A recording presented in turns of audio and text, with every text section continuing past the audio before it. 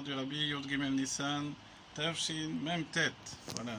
Le Mammar très connu, Matzazo, Shanu Ochlim, Al-Shumma, Al-Shum Shelo Ispika, Batseket Shel Avotenu, Leachmitz, vous vous rappelez, dans la Gada on dit, on pose une question. Cette question c'est, pourquoi nous mangeons cette matzah? Pourquoi pendant Pessah on mange la matzah? Parce que la batseket, la pâte de nos pères, n'a pas eu le temps de monter.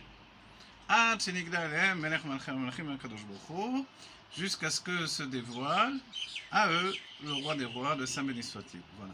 À ce moment-là, on comprend que lorsque Dieu se dévoile, il y a quelque chose qui se passe. Et qu'est-ce qui se passe auparavant?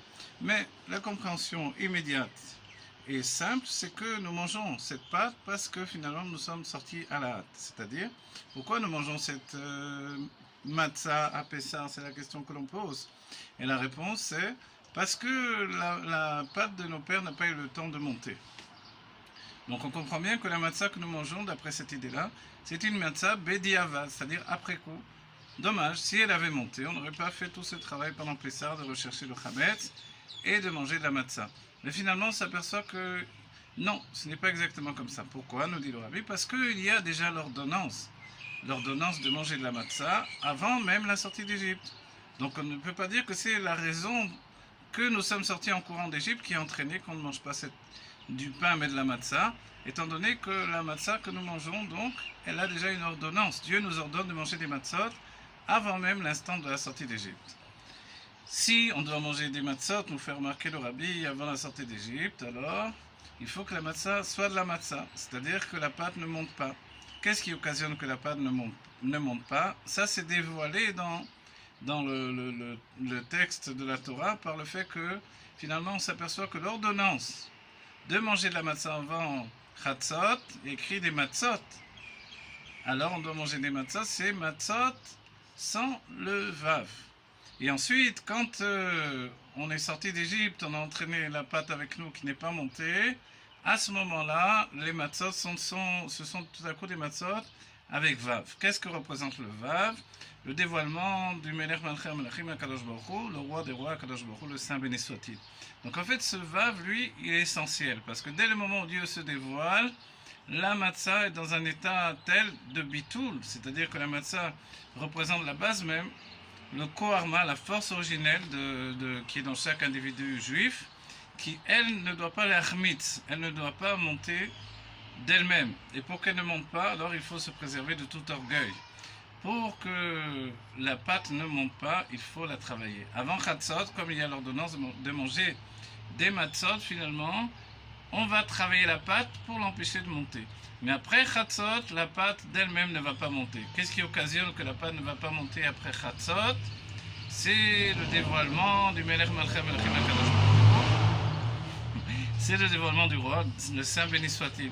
Et à ce moment-là, lorsque le Saint béni soit-il se dévoile, la pâte ne monte pas d'elle-même sans qu'on ait besoin de la travailler. Alors que c'est le contraire justement. Au moment où on est parti, on ne s'occupe plus de la pâte, on est sur le chemin, on est entraîné par les pieds, par les roues, par les sabots des animaux. Et dans ce moment-là, évidemment, on n'est pas en train de travailler la pâte pour qu'elle ne monte pas. Et pourtant, la pâte ne monte pas. Elle reste de la matzah. Et pourquoi? C'est parce que Dieu est dévoilé. Il est dévoilé par le vav, qui est écrit dans le mot matzot, au pluriel. Et ce vav-là, il représente l'amshacha, c'est un yud akev, c'est un yud, comme le mot Yaakov, le nom Yaakov qui représente le juif investi dans le corps. C'est justement ces situations-là de la chorma de la sagesse divine qui descend ici dans ce monde. Et à ce moment-là, la pâte ne monte pas. Quand la pâte ne monte pas, on arrive à un état de dévoilement qui nous entraîne nous-mêmes avec un pouvoir, le pouvoir extraordinaire de pouvoir sortir d'Égypte.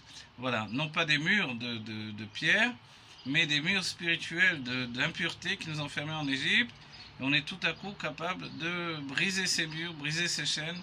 Des murs de barzel, ce sont les murs du Yetzirah et des forces du mal, des murs de fer, on est capable de les renverser. Et tout à coup, alors on va vers notre destin, et là on s'aperçoit alors que la matzah est restée une matzah.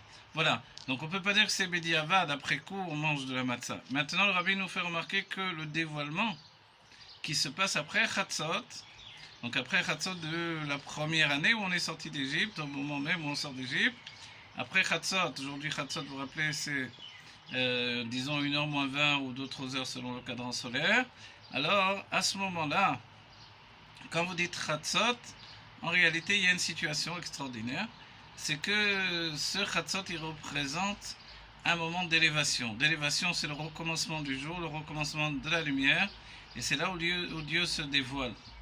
Chatzot Laïla, on est sorti d'Égypte complètement à Chatzot Laïla, tous ensemble, et à ce moment-là, c'est quelque chose d'extraordinaire qui est arrivé.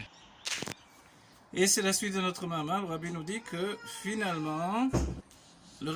finalement, après Chatzot, c'est bien plus grand qu'avant Chatzot, c'est pour ça que la matzah ne monte pas, mais que l'année d'après la sortie d'Égypte, le moment où ils ont mangé de la matzah, c'était encore beaucoup plus grand qu'avant la première année. Et ensuite, une année ensuite après, et jusqu'à notre génération, cette année-là que nous avons vécue, elle est beaucoup plus grande que toutes les années qui ont précédé. Pourquoi nous le dit le Rabbi? Parce que pendant un an, nous avons fait Torah et Mitzvot. De la même manière, pendant des siècles, on a fait Torah et Mitzvot. Aujourd'hui, la fête de Pessah est plus élevée que jamais. C'est ce que le Rabbi nous dit. Par ce mérite-là, on va avoir la Géoula Métiv de Hashem. Teref Umiyan Mamash. Pessah, Besimcha, un Pessah de Géoula.